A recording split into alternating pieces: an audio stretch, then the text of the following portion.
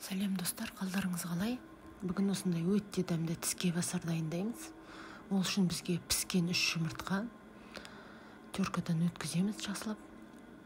Сосын жасыл пияз. Жасыл пияздың бас жағын кесіп алып тастаймыз. Одан кейін бізге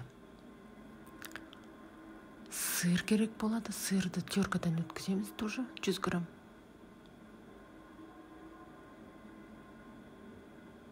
Енді бәрін жақсылап араластырамыз. Барлық заттарымызды саламыз. Жұмыртқа, көк пияз, сыр, майонез қосамыз. Көп қосуға болмайды, өйткені ағып кетуі мүмкін. Қазір қуырған кезде тұз, бұрыш. Лавашымызды алып, енді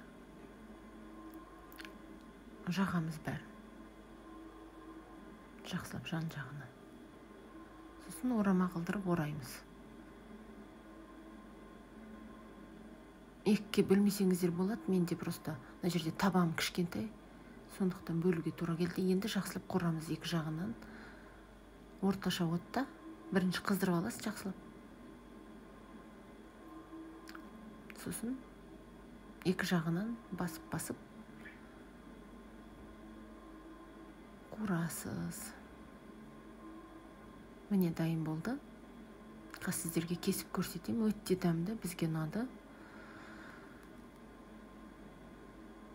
Дайындап көріңіздер, менің каналыма тіркеліңіздер, лайк басыңыздар, комментарий жазыңыздар.